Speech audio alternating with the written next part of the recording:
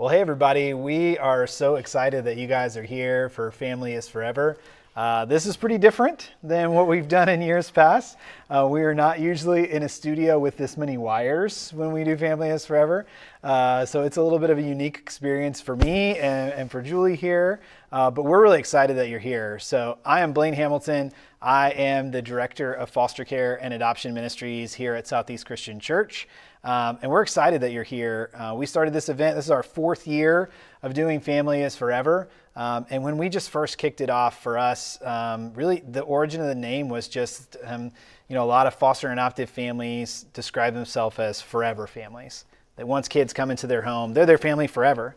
But the reality is that as you become a foster and adoptive family, you also realize that family begins to extend in lots of ways forever.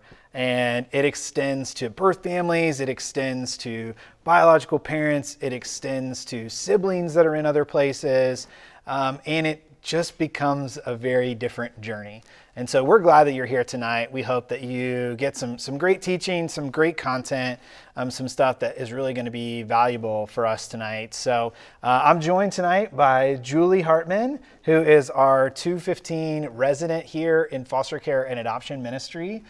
So Julie, when you signed on to become an intern resident at Southeast Christian, did you think that being in a studio basically doing TV work is what you'd be doing as part of your residency?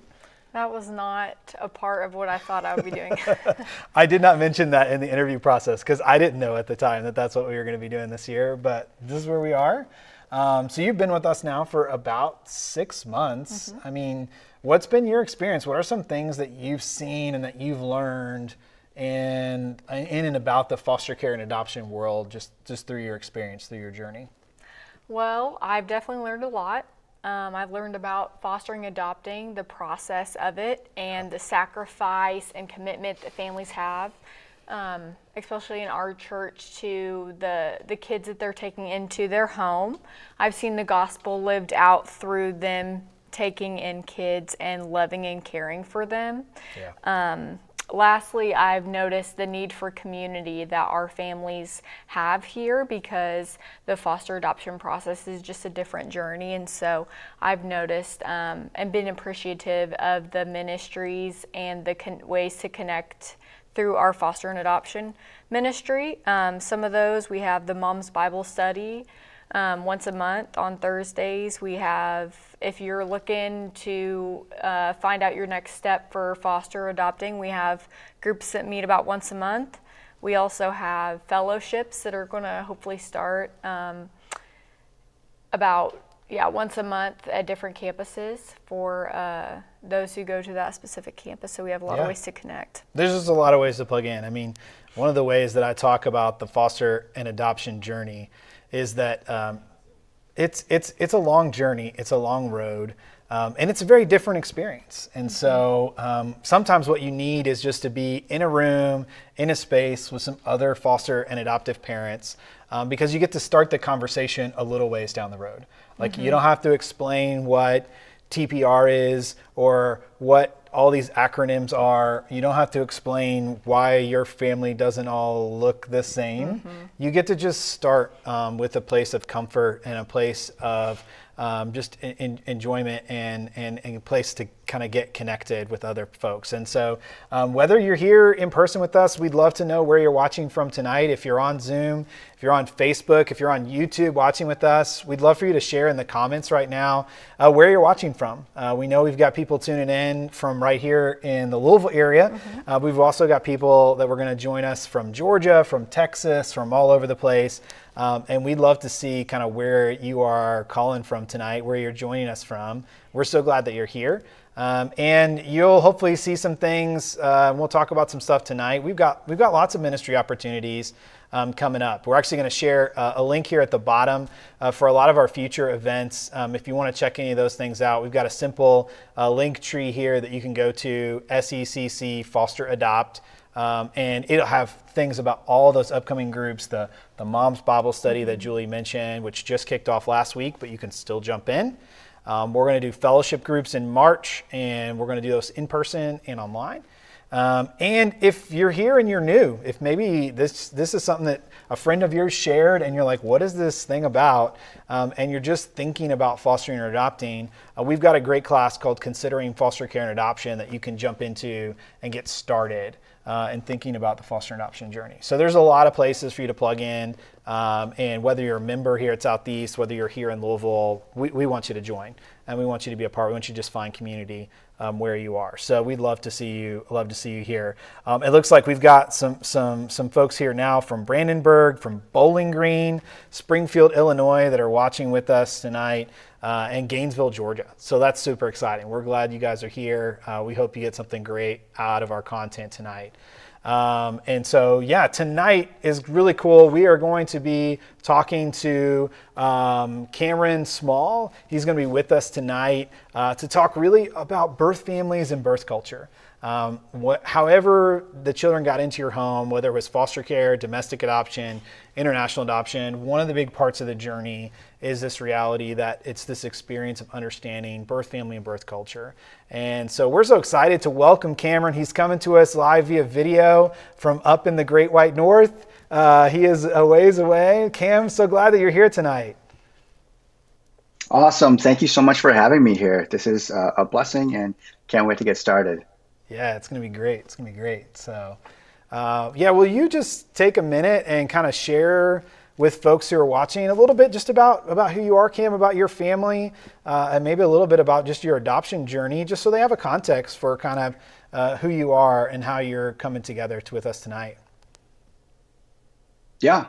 Okay. So I think maybe a portion of folks watching right now have seen me before, but yeah, my name is Cam.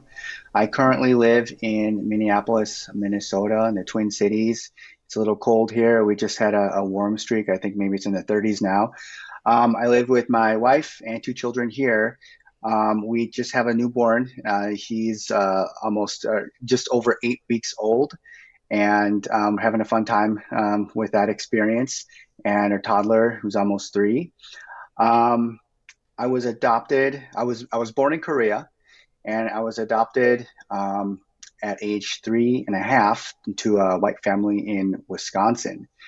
And I think for me, my story, just very fortunate to have been able to meet different mentors and role models and guides along the way to help me process my story. And then eventually, I was inspired through my work with adoptees in the community to search for my mom in Korea, and was able to reconnect there in Seoul. And then really kind of just figuring out, wow, I realized there are many adoptees with many different experiences represented in the whole narrative. What can I do to walk alongside of them? And so that brings me to my current work here in Minneapolis. I provide online mental health service or other virtual software. And it's been quite a journey for me to be involved with that. So yeah, and I want to give it a shout out too to the tech team here, because I know sometimes they go unseen, just really helping me get all of the sound and video stuff. Yeah. So huge shout out to Richard and the folks who are just managing everything here. Yes, we have a lot of wires around us right now making this thing work. That is super exciting. I think what's so great about the technology we have now is that we can invite you in, Cam. You don't have to get on a plane. You don't have to fly. We don't have to get you here, and we can benefit from the experience and the things that you're going to share with us tonight. So I know our conversation really tonight is going to center around birth family and birth culture. Can you just take a minute and for our audience kind of just define those two terms a little bit, just so everybody's kind of on the same page in what we're talking about? Birth family can mean a lot of things for a lot of folks, depending even on the child, how they came into the family situation. For tonight, I'm just going to kind of share an idea quickly here from an article by Valerie Andrews. You can Google it online. It's called Language of Adoption. And she talks about that the idea of birth family was a term that was created by adoption professionals to relegate natural mother to a biological function.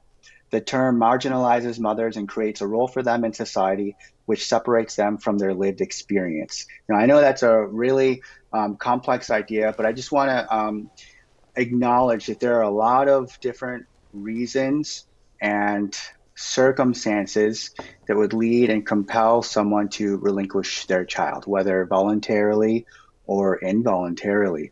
And so I'm coming from the perspective that if a child is navigating permanency in some way, we want to acknowledge that their story didn't specifically start with the adoptive family, that they have a history, connections, relationships that began before they entered the adoptive or foster care family, and what can we do to acknowledge that? So that's birth family kind of in a nutshell there. Birth culture, I want to share this idea that culture itself is, and this is from the book Cultural Psychology by Stephen Hine, units of belief, idea, habit, technology, or practice passed from one person to another.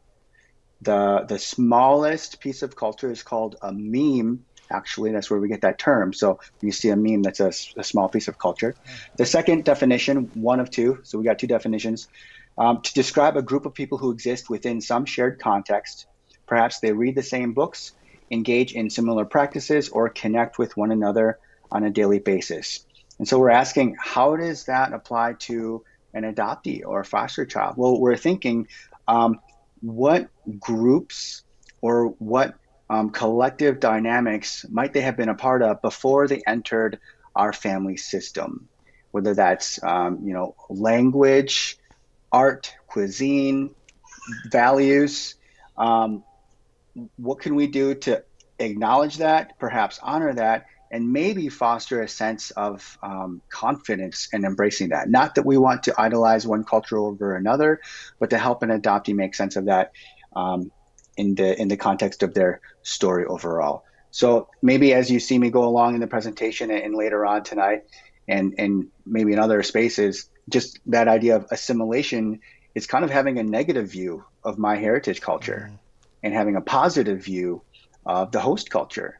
And for me, just sharing quickly before I pass it off here, is that throughout my teenage years and some of my young adult years, not really wanting to be a part of Asian culture, primarily because of the way the white community around me talked about it and made fun of it. And so later on, meeting mentors who kind of helped me feel more confident to explore that, I was able to embrace that part of my birth culture as a Korean American person. Yeah. Man, I appreciate you sharing just the technical way to think about these two terms, but also the vulnerability that you're offering us of, and this is what it meant in my life. And I think that's really what we want to dig into tonight for the parents that are here watching. Is really we want to give you guys some tools, some practical strategies for how to help your child that's maybe going through this process of asking questions about birth family, asking questions about how they got to where they are. And those questions come up all the time for me in ministry and as I connect with families. And I think also for others, it's the reality of how do I fit here? And what is my culture? What is my connection to where I came from, and how do I stay connected to it in some way? And as you said, I think there are a lot of kids who also have this experience of wanting to push back and even reject that previous connection, because it does mean that I'm different, which obviously we know, especially from that middle school, high school age, is not what any kid wants to feel in large respect. So I think this is a good starting point to say, okay, knowing what these terms are, what we're going to do is offer, Cam spent some time creating a much longer training and presentation on this topic, and we're going to give you links to his website and resources at the end if you want to get to the whole thing. We want you to do that. For tonight's purposes, we're going to focus in on the tail end of that training, where Cam gets really practical and shares some really specific strategies on how to help your child process that experience of birth family and birth culture. And so that's what we're going to do. So we want you to stick around. We want you to chat. Feel free, ask questions as we're going. We want to be ready to answer your questions when we get back here live for Q&A. But keep watching with us, chat with us, and when we get ready for Q&A, we've got a door prize for you. So we want you to stick around. We're going to share that link when we get ready for the Q&A. But we're going to tune in and join a conversation that Cam taped a couple weeks ago, sharing with us some practical strategies, how us as parents can help our kids address their feelings about birth family and birth culture. So check this out. So we looked at birth family, birth culture. Now we're going to kind of put principle into practice in a way, figure out what are some tangible actions we can take to support our children as they're putting all of those pieces together about their birth family and their birth culture. And again, I really challenge you to take some notes here and wonder, how does it apply to your family? Write some questions about it. Even adapt some of these to your own context. If you think about the developmental stage of your child, how might you tweak these? Being creative, using different tools or different resources at your disposal, what would that look like for you? So, tangible steps that we can take to support our children as they process birth family and birth culture. Here we go. Okay, so what is our job and how do we do it? All right, a lot of different ways to apply what we've covered, to apply that to our families. And these are just some entry points into the conversation, a very ongoing, in-depth kind of conversation that extends way past this video, but at least can kind of maybe pave the way for what you all might need right now in this current season. Really appreciate this book, Body Keeps the Score. And I think it stands on the shoulders of a lot of research that's been done already, but makes the conversation very accessible to families, to people that aren't, I guess, educated at a professional level about terms like trauma. So, but yeah, what can we do? Become familiar with concepts related to trauma, attachment, loss, and developmental processes. Bessel, in the book, kind of shares this idea. Being able to feel safe with other people is probably the single most important aspect of mental health. So I think, for me, it kind of helps us search for, pursue, and do everything that we can to provide our children with felt safety. That maybe something unfortunate or scary or big or unexplainable or psychologically overwhelming happened to you. And as we acknowledge that together, in our relationship, you are safe. This relationship will last. It has lasting power. There's a refuge here. There's comfort. You are safe. And when children feel safe, other parts of their brain and body are freed up to explore, to learn, and to engage in meaningful, satisfying relationships. And so I think, being able to feel safe with other people, that's partly, significantly, what we're going after here together as an adoptive family. A Star Wars fan, awesome. I really appreciate this kind of famous interaction. I love you, I know. Okay? Again, we're in the business of helping our children know. They got to see it to believe it. They got to feel it to believe it. How can I be orchestrating even like insignificant daily events where they can really know I'm loved, I'm seen, I belong? We're in the business of honoring relationships and origin stories. So your birth parents, your birth family, you might have a lot of feelings about them. Might be a lot of different reasons why they're birth family in the first place. We still want to honor that. You might have multiple feelings about them. You might feel bitterness, you might feel anger, you might feel curiosity, you might miss them, and we can hold those feelings together. Origin stories, that your story did not start with us as your adoptive family. You had a story, you had family, you had a culture way before we even met. acknowledge that as well. So we're in the business of honoring relationships and origin stories.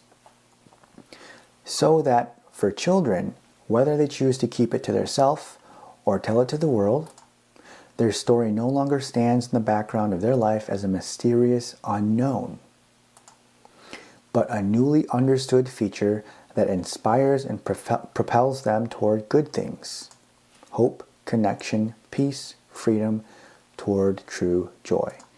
So again, we're doing this so that they can master their narrative, so that they can think about their adoption story, not feel overwhelmed, or if they do have those intense feelings of overwhelm, they're able to manage those feelings so that they can still function and still be faithful to the callings in their daily life. Adoption isn't necessarily a one and done event, but it's an experience. It's a part of our story that we carry with us lifelong, from womb to tomb. So part of our role is to help our children hold that, to be able to hold that and still do good things in the world, okay? Still make choices that are pro-social and positive and have a good impact on those around them.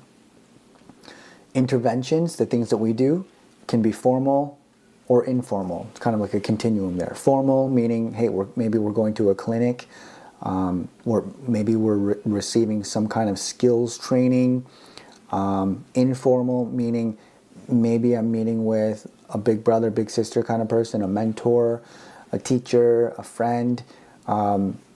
Casual, okay? There's not a structure to it. It's informal. So think about that continuum, formal to informal. Small to large scale. Small scale is like individual, one-on-one. Large scale can be group, like camps, community settings, retreats. Maybe I'm part of a club or a virtual support group. So small scale, large scale. We are helping our family members clarify and integrate the following 5 questions. And this is from Darla Henry's 357 model for relationships, grief, and loss. I'm going to kind of walk through these 5 questions with y'all. Who am I? Again, this is that identity formation. Who am I like? Who am I not like? Who am I from? Who am I with now? How do I relate to them? What do we like? What don't we like? Who am I? There's that identity. Who do I belong to, right? What happened to me? So this is where we get to the nuts and bolts of my story, kind of like puzzle pieces. What are the truths about my story, even if they're somewhat difficult or uncomfortable, right? And especially folks who are, I guess I'll just say, like, if you read the Bible, there's a lot of uncomfortable stuff in there. And we have a calling to make that and deliver that message to our children in a way that's appropriate for them. A similar heart can be for our adoptee story. If there's something difficult in their past, like, what do we do? How can we do conversation with them in a way that honors everybody, but also is truth-telling? And I think the idea that information empowers adoptees really comes alive here. The more I know about my story, perhaps the more confident I am about my place in it. And also just, having all of those questions about who am I, where am I from, all of that, that can start to feel overwhelming after a while. But the more that we can be comfortable with truth-telling of what really happened, the less gray space. And I can actually even use those pain points sometimes, and in some ways, as connections with other folks as well. I'm not saying that justifies any kind of injustice. And yeah, if I have a piece of my story that's kind of painful, I might be able to leverage that, mobilize that, to have a sense of empathy with other people as I seek to serve those around me throughout my journey. Where am I going? How are we getting to a place of safety and attachment in our relationships? Maybe in my past relationships as an adoptee or a foster child, there's some uncertainty, there may be some unpredictability, some inconsistency, some big events happening. How do we get to a place of, we're here to stay, you're safe, you can trust us, we're in this together? How do we get from point A to point B, and how do we establish that that is in fact where we're going? You are now in a family where there's trust, there's compassion, there's warmth, you're seen and heard. How will I get there? So this is that idea of like, who's with me and what are we doing to establish that rapport and that trust? And who is in my support team? Who's in the family here? And who do I really look to give me that sense of permanency and stability? Who are those people in my family? And then lastly, when will I know that I belong? And so how do I know that, wow, this is safe? This is my family. These are my people. And I can even start envisioning next steps for the future, living as an independent adult, making those decisions, pro-social, safe decisions. So when do I know that I belong here?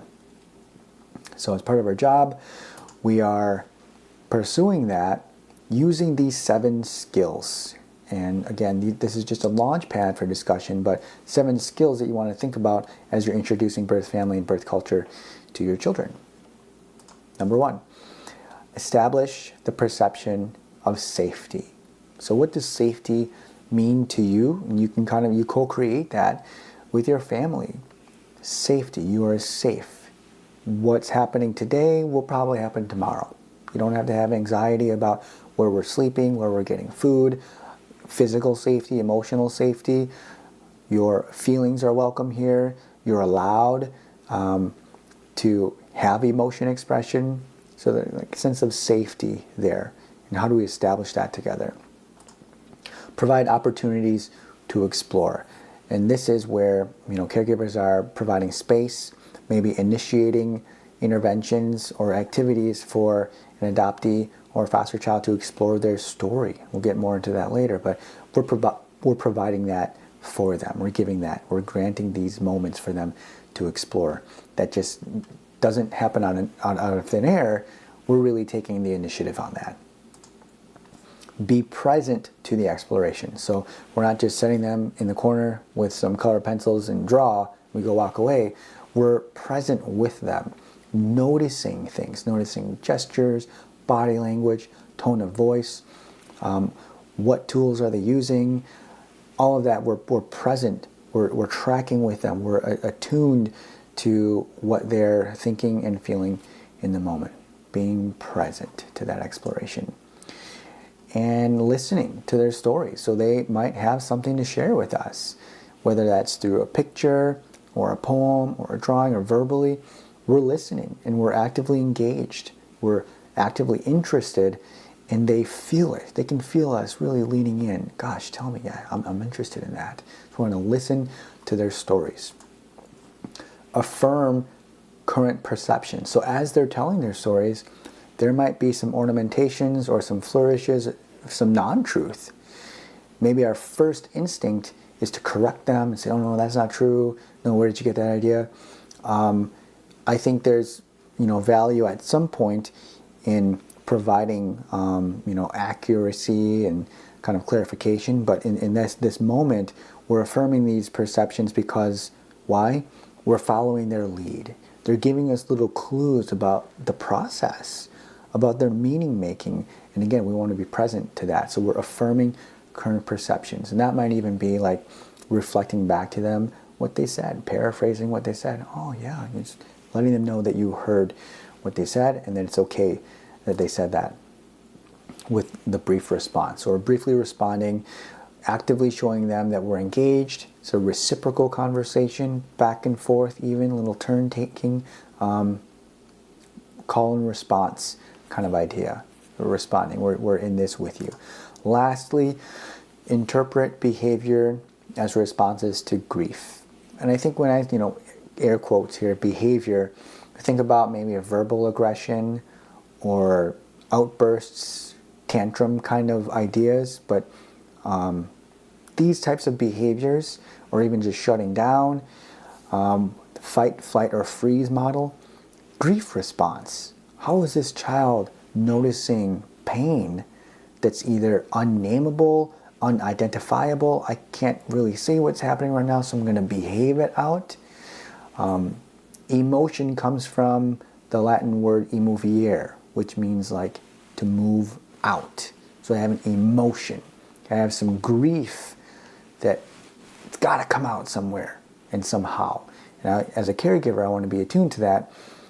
Instead of seeing a disobedient child trying to lash out at me, I see a child who's in pain. And that mobilizes me as the caregiver to give care rather than automatically go to punishment or shame. So if I see them grieving, and if I see it as grief and pain, I'm more inclined to provide a warm, compassionate response. So that's what I want to do. I want to have that lens on. So now I'm going to kind of run through some more practical ideas about what we can do to walk and coach our children through those conversations of birth, family, and birth culture. Offer books to help children identify and express their emotions. This is a great book, You Weren't With Me. And just for example, it's a visual. Children can sometimes really identify with these visuals. This little bunny here. Sometimes I'm very mad. I don't understand why you weren't with me. My tummy hurts. So we're tapping into some of that, those somatic experiences. I worry you'll go away again. I don't trust you. I feel scared. How many children might see that and see like, wow, that's me. Let's keep reading. What do they do, right? So use stories, use books and pictures to help children name some of those experiences that they have. Offer to help or allow them to build a loss box. So these might be little trinkets or items that they carry or that they have either collected throughout their journey, or maybe even items that are currently meaningful to them. They can put it in this box and they can return to it whenever they want, whenever they need. It gives them the idea that big feelings can be contained.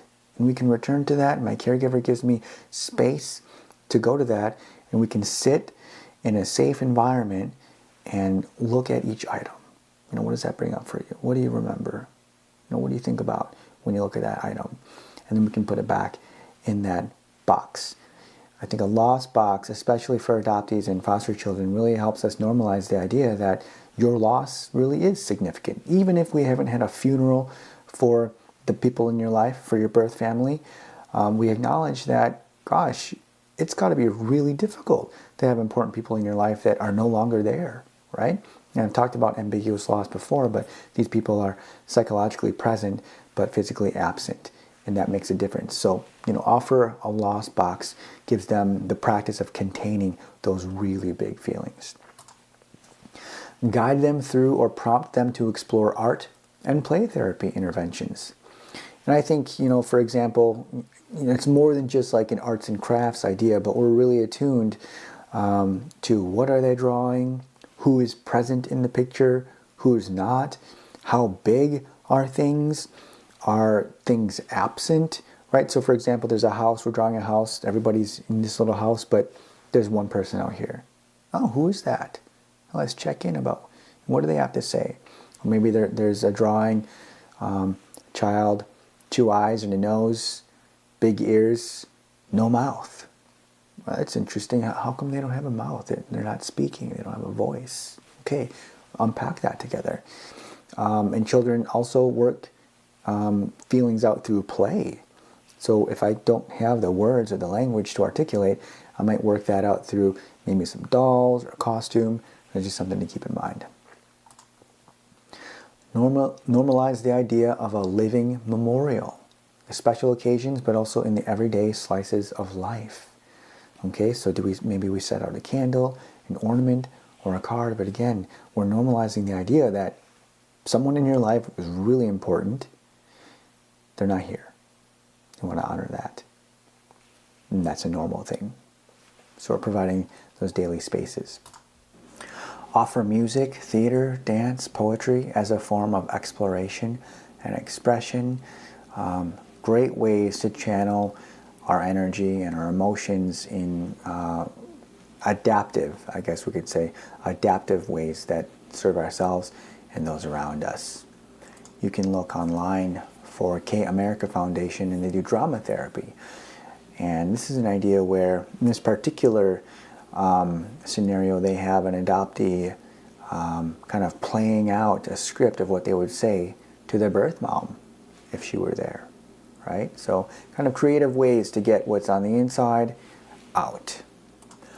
Introduce art, images, cuisine, and other cultural norms throughout aspects of daily life. Again, normalizing those components of heritage culture so that we're not feeling, gosh, I guess for me, particularly, Asia is, this dirty foreign place, or eating rats and bats and stuff. How do we push back against those stereotypes and make it normal in our family? Katie Nafsker in Parenting in the Eye of the Storm, and you can pause the video if you need to kind of read this quote, but the idea that there is also a balance between, if parents are just so gung-ho about all of this stuff, it might create a dynamic where the adoptee feels like, oh, this is their thing, this is mom and dad's thing, or this is my parents' thing. I don't really need to get involved because, they're so into it. It might actually kind of push them away. So that's a dynamic that you just want to be aware of. Use select media as a prompt for reflection and dialogue with attention to representation and narrative diversity. So, a show like This Is Us, great for dialogue, right? Because there's themes about adoption in there, family dynamics, sibling relationships. All of those kinds of things can be talked about in a very neutral, casual context. We're not, putting the light on them, interrogating them. What do you think about adoption? But we're really able to just watch a show like this and make some wonders about it. Begin and contribute to a life book or a scrapbook project. And you can go to IFAPA Lifebook pages. This is kind of an adoption organization that provides these templates of art activities, discussion prompts, really like scrapbooking, so that adoptees can make a book of their own. And this gives them a sense of ownership as they're exploring their story. Attend a culture camp or become part of a local community. And I would say with culture camp, you have to decide, we're not going to idolize Korean culture or the adoption identity, but again, it's that space to feel like we do belong and space to explore big questions that are on our hearts and minds and really connect with people who have a shared experience. You can Google Holt Camp or on YouTube, and you can see some interviews with other adoptees and their thoughts about it. Co-create expectations and hopes about visits and open adoption relationships. So introducing or exploring birth family for those who are in an open adoption relationship where we're meeting, maybe there's visitation regularly. Really want to be able to figure out, what do we want from this? What are the expectations? How often are we visiting? Are we texting? Are we connected on social media? What do we do during those visits? How do we know it went well? Really being on the same page, everyone involved in terms of those interactions. Allow children to write to and receive letters from birth family. This is another great way to get our thoughts and questions out and facilitating that relationship of even figuring out, processing, who is my birth family? What are they like? What do they do? How do I connect with them? How might I individuate from them? What is that like? So kind of allowing that to happen through letters. Then of course, engage regularly and often as a lifelong learner and parent. My mom and dad, they follow my content online. They really support my work, and I even continue to have conversations with them about adoption, race, ethnicity, things that are going on in the nation and the world, and I really appreciate their sense of humility and eagerness to hear my perspective on all of these things. So lifelong learners, and that's part of our job. Okay, what would you add to this list? Right? What did I miss? I don't have all the answers. You all have creativity, expertise, background, skills. What has worked well for you all? What hasn't? Encourage you to kind of make a note of that and add to the discussion as you have a chance later on. All right. So I hope that this entry point really helped to serve that discussion of birth family and birth culture, giving you a heightened sense of empathy, perhaps, for your child or adoptee or foster family member. Just helping us maybe pause sometimes. Hey, what are they going through right now? what might be their process and how could I step in with them and support them in that as a trusted partner, as a trusted caregiver, really building that rapport and relationship with them as someone who's cheering them on, who is for them throughout their journey, okay? If you are watching this and you're able to ask me questions afterwards, awesome. I'm excited for that. Really look forward to seeing you. If you're watching this independently, feel free to email me questions at therapyredeemed@gmail.com. That's my email. You can also access me through different portals on my website, therapyredeemed.com/WordPress. You can also follow me on Instagram or connect with me on Instagram. The handle is @therapyredeemed. Cool? So yeah, what a pleasure it is to be with you in this leg of your journey. Thank you so much for inviting me. Take good care.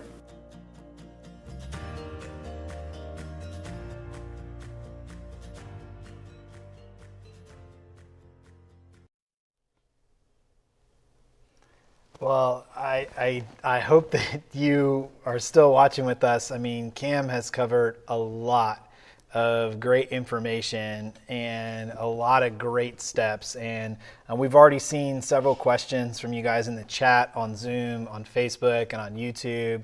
And we are going to get to some of those questions. We've still got Cam with us live. And Julie and I are going to just ask your questions, pretend like we're you for a minute. And we're going to ask some of your questions and just keep this conversation going.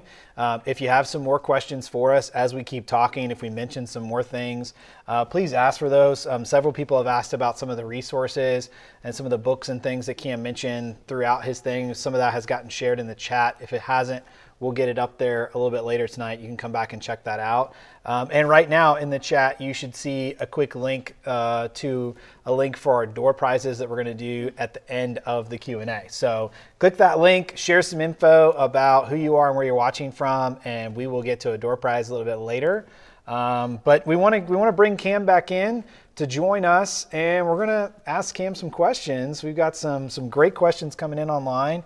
And I know Julie, as we were watching this a couple weeks ago, Julie had a great question to kick Cam off with. So Julie, what were you going to kind of pose to Cam? Yeah, Cam, how would you help your child teen? I know in your story you kind of tried to be more accepted by the people that were around you as a teenager. How do you help them honor their birth culture whenever they might want to temporarily stray away from it or abandon it to fit in with others?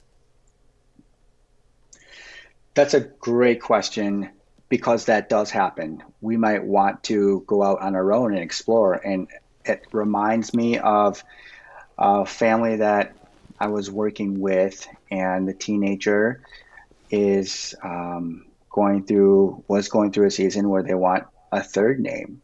So they are not interested in their birth name.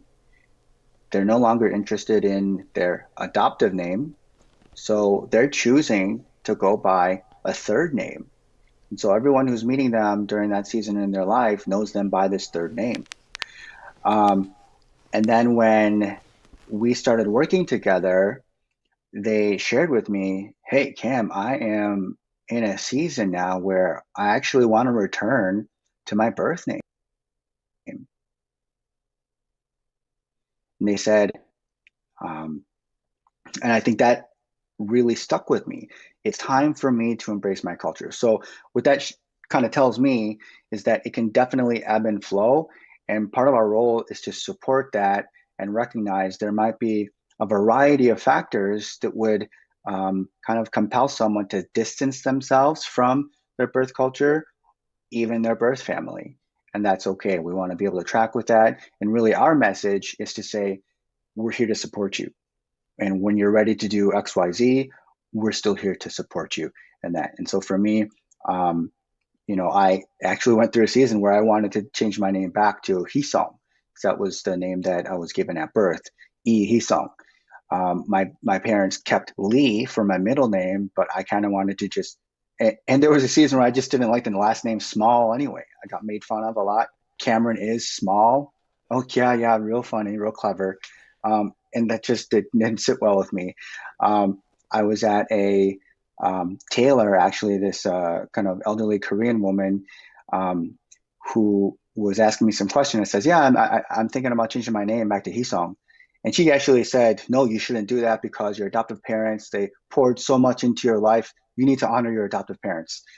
That stuck with me, and I'm not saying that every adoptee needs to do that kind of thing, and I'm not even saying that her words were 100% true. Um, Although I do honor my adoptive parents, but what it did make me do is I just kind of paused at that. Um, just the idea that it's a long journey to change the name. So I went through that process as well. And I think right now in some spaces I do just go by Cam Lee. And that's okay too. So it can be fluid, and I would say it's individual for each family. And like I said before, our main role is to really cheer for them wherever they are in that process. So I hope that helps. Yeah, that's really good. That's really good. Thank you. I know a couple different people asked. Karen, both Karen and Holly and Alex, kind of asked a similar question. They're watching with us on Zoom right now, and one of their questions was really for you, Cam. Kind of, when the birth family story, when there's maybe abuse involved, or maybe we still kind of know about the birth family, maybe there's some mental health challenges around them. What would you say as parents think about starting the conversation, talking with that child, introducing that child to that story of their birth family, and there was maybe some abuse in the story, or even the balance of introducing birth family when you know that there's still maybe some mental health issues, maybe some other challenges that the birth parents are still dealing with? Hmm. Yeah, there are books out there that kind of support this, and if I can find the list, I'll share with you.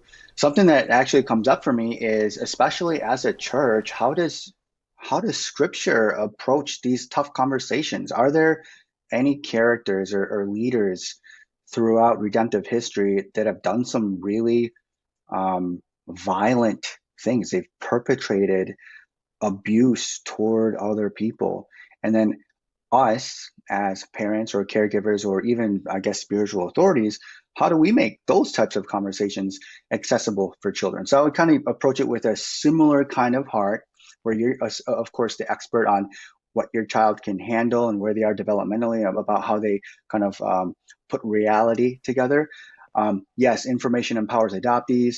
And even if there are some difficult ideas to process about what my birth family is up to right now currently, or why were they incarcerated, that's important because it's still giving me a piece of my story. Now, one of the important pieces that we want to add into that is, can we stay emotionally regulated while we're thinking and processing these ideas? And so I think of a little guy I was working with, about 9 years old, and we did a little puzzle intervention. So it's just a thing, 8 by 11 piece of paper with puzzle pieces in it, and he can ask questions about that. And so he already knows that his family members are incarcerated. His father was incarcerated, and he's still processing. And I'm allowing him space during our sessions. And one of his questions was, why did my dad steal things? Okay. And I can't speak for dad, but at least I can give him a space to talk through this very real and honest, legitimate question. And that's the thing. We want to give them space to do it. And we're modeling for our children that we as adults can handle it. This is safe. Curiosity is safe. We will definitely realize a need for a savior, a need for grace, a need for restoration when we can acknowledge this hard stuff. I mean, just look through the Psalms, look throughout the Scripture, and it really gives our children a moment to say, yeah, there's some really tough things in this world, buddy. There's so much brokenness, but there's hope. And what does hope look like for us in this particular adoptive context when we're talking about your birth family? And you all get to kind of co-create that together. So I mean, that's just a slice of an answer, but I hope that kind of helps get that conversation started for you all. I think it's really good, man. I love, and you've done this before with us, Cam, of just weaving the context of Scripture and faith into this conversation, because they aren't separate, and that should be a resource that we have to then go and talk with our kids about this. And that comparison is really good. Like, there are some really tough stories in Scripture. There's some stories. I mean, I've got a 5 and 6 year old at home. There's some stories I haven't told them yet from Scripture because they're a little too complicated for them, but they're still a part of the overall story, right? And this is the same thing for our kids. Like, there are some stories in Scriptures that are hard to read and hard to think about, but they are part of the story. And that same model, we can model that for our kids. That, hey, there's some hard parts to your story, to your birth parent story, but it's still part of what God is doing, part of what's happening in your life and in your reality. I think that's really, really powerful. So we got a few more questions definitely here for you. Yeah, we have one from Sarah on Zoom. She says, what's a good age to search for birth parents? Our daughter is 8 years old and asking. Okay, so this might be a good age to start searching, or at least getting the seeds planted out there. And, I'm coming from a model where open adoption does exist. We think about even from birth, we're in an open adoption relationship with birth family, birth mother, whether that's weekly visitations or on the weekends or monthly. And there is relationship building. They're getting to know one another, and we're a part of the life. They still are family. And I think there was another quote in that article that you can't be a birth mother and you can't be a birth mother and a mother at the same time. We're simply mothers. And I love that idea that birth parents are people. They are people too. Now, that being said, what does it mean for them at this age that I want to start searching for my birth mom? Am I just kind of like wondering about my story and I got some imagination or a fantasy about who they are and I'd really love to meet them? Is it something where they've got a deep grief or sadness, or they're beginning some kind of like mourning at the developmental stage? But I think either or, it's really great to get that avenue started, so that we can be incorporating that birth family relationship into their life. You can look up inclusive family support model by Angela Tucker and Jaron Kim. And they've got a great little video that explains kind of like this idea where adoptions can be open or closed. That's the like X axis, I guess, and the Y axis would be secretive or open. And so wherever you are in that quadrant, the goal kind of essentially is to get our kiddos into that quadrant where we're able to openly talk about birth family, and if possible, we're able to connect with them either in person or virtually or whatever, but we have that dialogue and we're able to meet up with them throughout their life. So I personally think any age is a great age, with the idea that you've got guidance and you're really thinking and discerning through what it means for them and how to keep those emotions regulated throughout that process. That's really good. That's really good. I know one of the things you talk about in the video that I think is really important, and you think about getting into this conversation with kiddos at any age, is you mentioned felt safety. And Kelly, who's watching us on Facebook, asked a question about this of just, you mentioned, you talk about a little bit, what are some strategies, what are some ways that you think these are some good ways that parents can develop this sense of felt safety? Because as I talk about it with folks, one of the things that I often say is, we know our kids are safe. Like, we know that they're good. The child has to feel it too. Mm-hmm. And it's real easy for us to say, oh, don't worry about that. Like, there's going to be food in the fridge. You don't have to worry about anybody breaking into the house. You don't have to worry about these things. We all know those things, and we can even say those things to our kids. They have to feel those things in order to then, I think what you're talking about, even get into a place where then that conversation can get started. So what are some strategies that you would talk about to adoptive parents on kind of how you can build that sense of felt safety, that sense of reliability to then enter into the conversation? I think caregivers and parents have a wonderful opportunity to model for the children what that looks like in the household. And that can be between conversations between caregivers, between conversations between family members. And what I mean by that kind of emotional safety is that we can talk about tough things here. Emotions are safe, even anger and sadness, those things are safe. And so those are kind of just daily conversations when, parents are talking maybe discussing something, and the children, maybe they're playing in the background, but they can hear it. And it's just part of the atmosphere that, oh, in our family, this is a norm that we can talk about this. Another sense of like relational safety is that when you and I are together, I am not like making you feel guilty about anything. I'm not criticizing you constantly. We can even think about pulling some of that love language type model into here. Not that it's like 100%. I'm endorsing that, but what I'm saying is that when we allow those types of interactions, whether it's through physical touch, positive eye contact, warmth, right? That quality time together, that we're able to help them feel like, gosh, in this relationship, I can kind of, pretty much do anything I want. And I'm talking about like, I can express my emotion. I can say, hey, I'm sad. My caregiver is not going to say, hey, shut up, stop crying. Hey, I'll give you something to cry about. That's what I mean. That I can say, I'm sad. And the caregiver says, wow, sounds like you're sad. I mean, that's a very boiled down idea, but I'm sad. And the caregiver is going to kind of drop everything to the extent that it's realistic. You can do that and attend to the child and say, I'm here with you. I'm with you. Let's talk about this. And you can talk about it. The non-safe idea, and we can kind of maybe talk about what safety is not, is, hey, I've got questions about my birth family, but I'm not going to ask my parents about it, because I remember this one time when I said it and they said, what do you mean? After all we've done for you, aren't we enough? Or why would you want to go searching for your birth family? We're your real family. That is not emotional safety. That's threatening. That says, hey, I better keep these questions to myself, because once I put this out there, I am blocked. They are blocking me from it, and it is not welcome here. We're trying to build a culture of like welcoming those questions in to the relationship. So I think, I mean, I could go on and on about this, but I hope that gives like an entry point of like what that felt safety is, emotionally, cognitively, and physically. Yeah, and I might have some more thoughts about that later, but that's just kind of where I'd begin with that, if that makes sense. Yeah, it really does.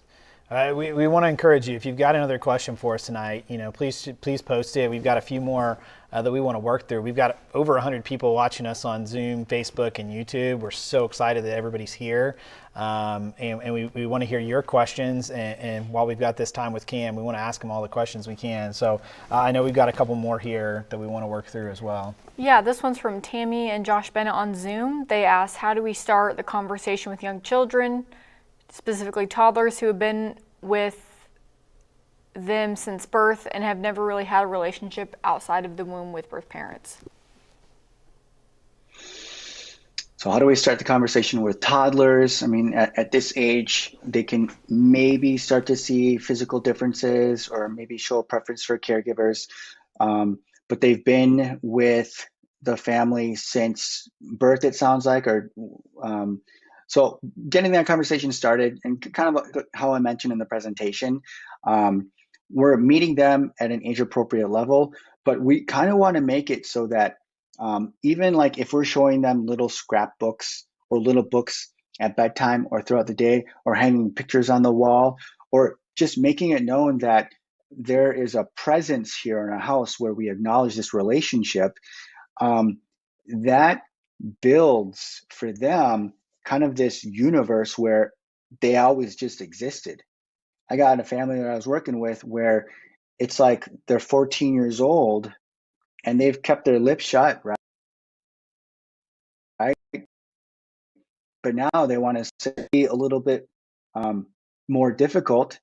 If they're like teenagers and we haven't really mentioned it yet, it's going to be more difficult to bring that conversation into the mix. I mean, they can do it, and they have support to do that, because the teen is going to be like, whoa, this is coming out of nowhere. You've never done this before. It feels different and new. And I believe it's possible for them to do it. But the idea is that we're trying to kind of like make it as if it's the air that they're breathing in a sense, without like, pouring it down their throats to where it's not like appropriate, but we're making it accessible to them just as much as you'd have like pictures on the wall, that kind of idea. So I hope that makes sense. And if that, and also through play and just those interactions where we can maybe set aside time during the day or a couple times a week or once a week, once a month, where we bring out toy dolls, or we bring out the book about it, or we bring out pictures.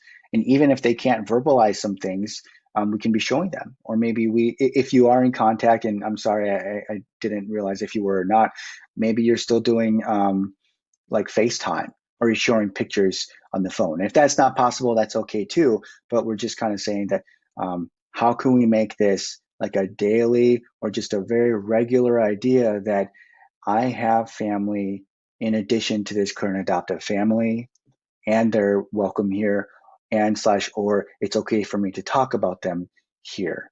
And I've known that just ever since I can remember. And when I sometimes speak with adult adoptees on panels, one of the questions is like, when did you first realize you were adopted, or when did your parents tell you you were adopted? And sometimes we might hear, well, I just kind of always knew. They've just always shown me.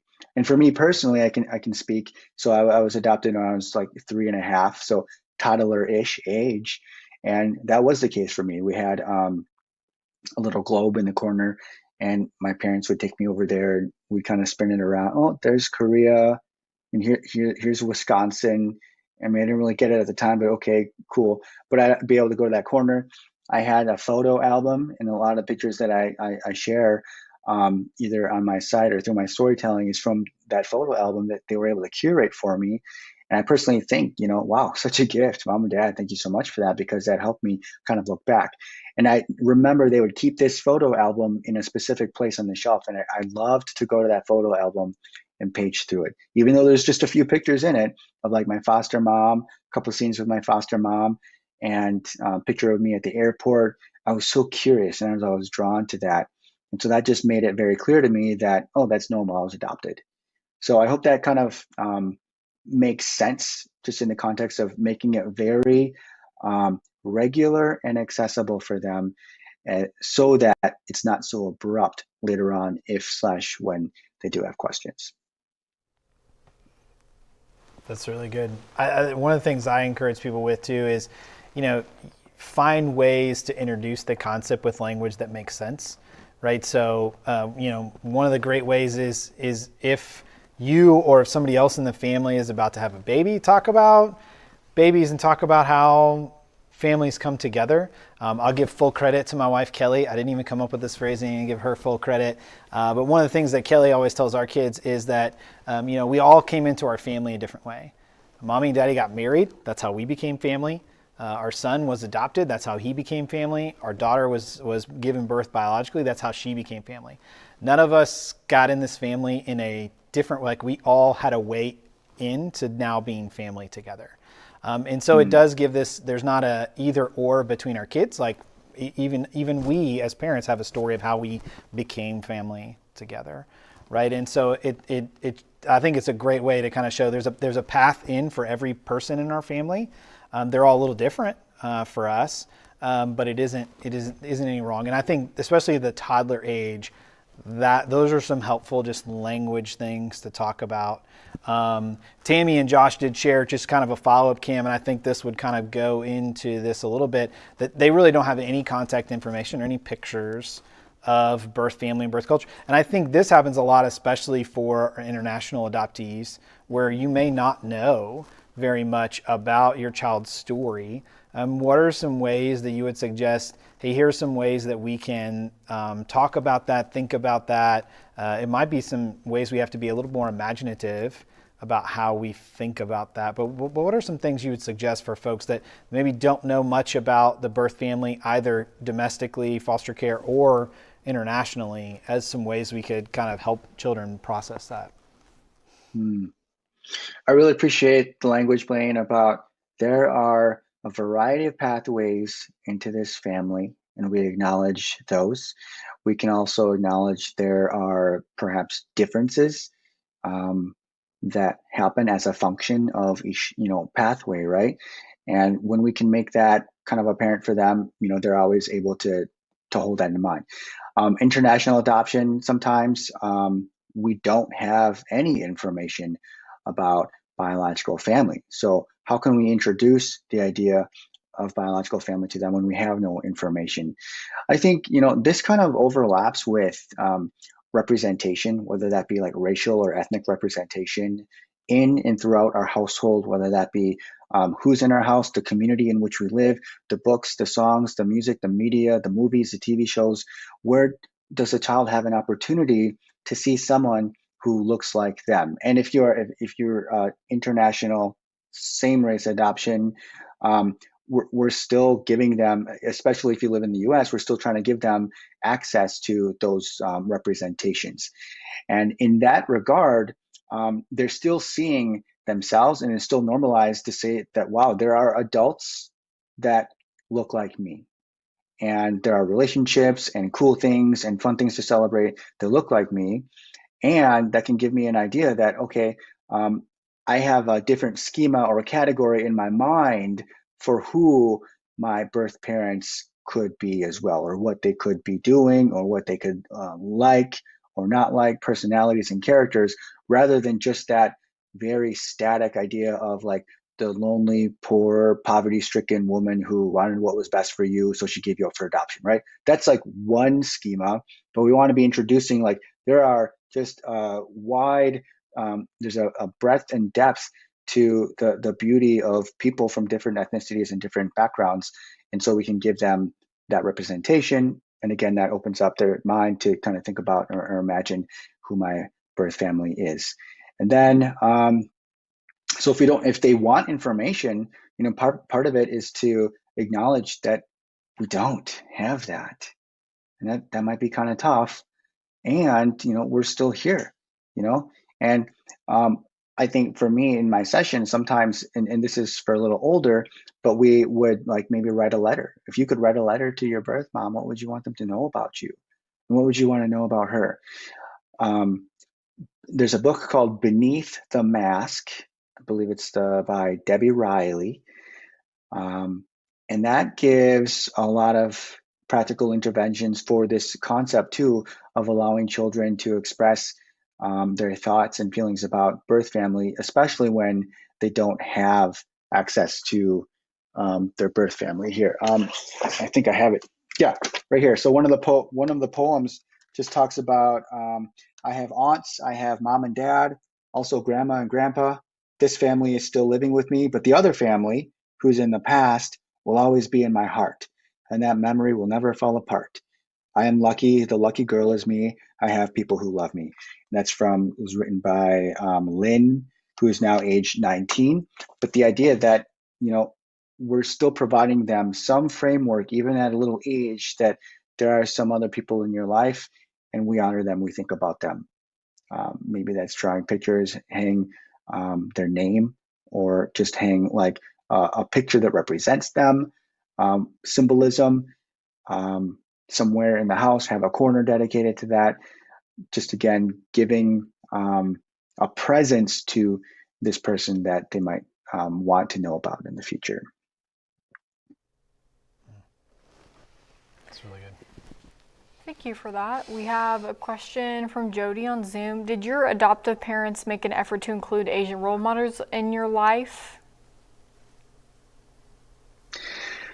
Yes and no. And what I mean by that is they've told me that they had an opportunity to take me to like a culture camp when I was younger, but I must have declined or something.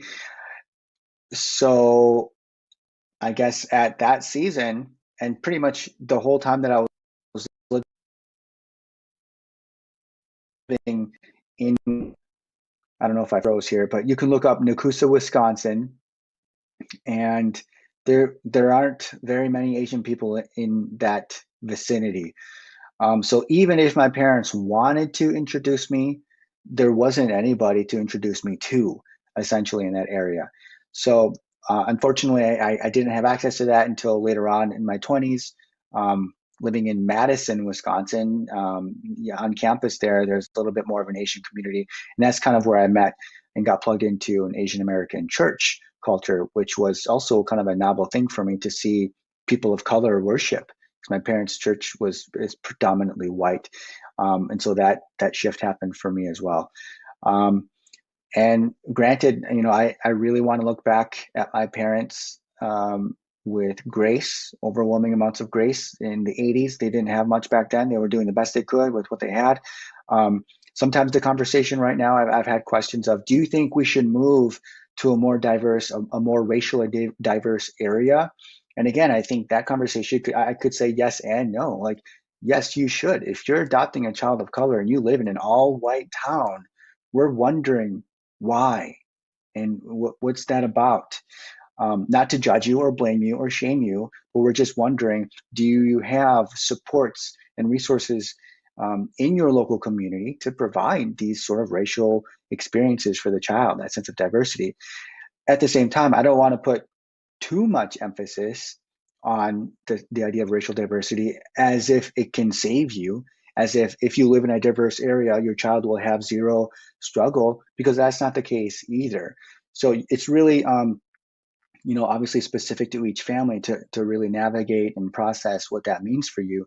But I think, yeah, just from that question, I wish there were more opportunities to develop relationships with, Korean American community or Asian American community. But unfortunately, I had to wait. So, here I am today, by the grace of God. Still plugged into Asian American church community, and very thankful for that. But yeah, I really recommend parents to kind of just think about, evaluate how you can grant your child access to that sense of racial mirroring and mentorship if possible. Yeah, I mean, I think a lot of what you've described, and Danielle kind of circled back to this question again of, what you kind of mentioned, like, there can be a resistance from kids at certain points as you're trying to introduce culture, as you're trying to introduce these role models, offer culture camps and other kinds of things that you've described. There can be a resistance, and you've talked about this a little bit already. I think a lot of it is just for us is being patient. We've talked about felt safety, like how can we continue to be a safe place for kids to have those conversations. And I know you can go, please, I encourage you to get on Cam's website, read some of his articles and resources of kind of explaining a little bit more of his story. But I know for you, like it was something that you came around to later on, that in your teen years, you are not interested in it. I think even if your parents had probably introduced the Asian role models, that wasn't exactly your style or what you were looking for at the time. But it is something, like you said, that you got attracted to later in life. And so some of it for us is being patient with our kids, I think, in that perspective. And I think it would be okay to just take a pause, if it's not, if they're not really receptive, and just like give yourselves grace as parents, and that you're at least trying, and that's a big step. Yeah, man, I really appreciate it. Cam, your time has been so valuable to us, and so we appreciate you being here with us tonight. I hope that folks that are listening have just gotten a lot of good stuff out of your content with us tonight. And before we wrap up, will you tell everyone about some of the resources and services they can find if they want to go deeper with you? Yes. You can look on my website. So yeah, thank you, Blaine, for the shout out there. I have a workbook that I wrote based on my own story called This Is Why I Was Adopted. And it kind of goes more in depth about my search and reunion process with my mom. So that's on my site. I provide individual and family guidance and counseling services, and you can book a time with me through my website as well. I do a 12-week virtual workshop, training and support workshop with adoptive and foster. You can apply for the next season. We just started a cohort today, and we'll start another one tomorrow. But for summer, you can go on my website and just click the workshop link, and you can apply to be in our next season.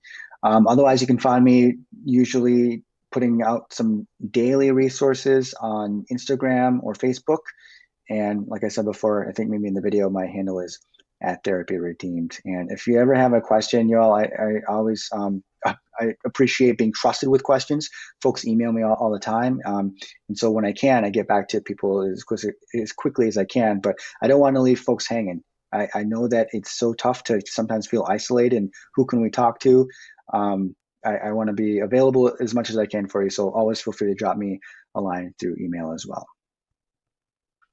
Yeah, I've so enjoyed getting to know you, Cam, the last few months. Some of our adopted families here at the church connected me to you, introduced your resources, and it's just been so useful. And Cam was set up for this moment in time. You've been online for a while now, doing services and connecting with people, and that's one of the reasons we wanted to introduce you here. Is you've got great content for us today, but there's also some ways that you can move forward through some of Cam's resources if there's some things that you want to sit in on, get connected with, some other training, some other stuff that you guys might need. We want you to do that. We also want to mention, we're going to share the link again for a lot of our registration for our upcoming groups. We want you to get plugged in to some of the fellowships we have here. As you can see tonight, man, we wish we could hear all your voices and see all your beautiful faces. But in March, we're going to be back together in person and online for some fellowship groups. You can also connect with us with our Mom's Bible Study. And in May, specifically connected to this training, we're going to do another training. It's going to be 2 different weeks on a Tuesday night. We're going to be here to talk about a child's story, how to help your child understand and process the conversation around adoption. And specifically, we're going to be talking about life books, which is one of the practical tools that Cam talks about. And so Susan Kylene Jones is going to be here with us. You can find a link to sign up for that. We're going to have it in person and online simultaneously. So even if you're in another state, we'd love for you to join us. And we already have foster parent training credit available for that training as well. So we're so glad that everybody was here tonight. Cam, thank you again for joining us, for coming in from such a distance and being with us. It was great to hear from you. Great to have you with us tonight. And last thing, not most important thing, but a very fun thing, we get to do a drawing now, if I can find it here. For some free dinner. Some free dinner. We know that times are tough and we want to give you a free meal. So Julie is going to get to pick the person. If I can get my thing to work here. My tablet decided to stop working. 1 second. Julie is going to pick our door prize from somebody. Hopefully you guys got a chance to click on that and tell us. It looks like we have, Julie, you get to pick a number between 3 and 47. So what number are you going to pick? We're going to go with 23. 23 is actually Brooke Roberts from Shepherdsville, Kentucky, who's watching us on Facebook. Hopefully, Brooke, you're still there on Facebook with us. Even if you're not, we've got your email. We will track you down and send you a dinner gift card. Yes, we'll get you dinner. We want you to be here. Again, tomorrow night, we'll be right back here, 8 o'clock, Facebook, Zoom, and YouTube. We have Julie Cooper from Trauma Free World is going to be here talking about anxiety. I can't think of a more important conversation to have with families and kids right now than a conversation around anxiety. And so she's going to be here chatting with us. We're going to have a few more guests here in studio, and Julie's going to be with us live in studio. Julie Cooper is. And so we're so grateful you guys were here tonight. We hope you come back tomorrow. Wednesday night, my wife Kelly and I will be talking about marriage and the importance of marriage and the partnership that marriage needs to be for a foster and adoptive family to be successful. So come back every night. We want you to be here. We want you to join us. We're glad you guys are here. Thanks for joining us tonight. Yes, thank you. And check us out again tomorrow night. Thanks so much.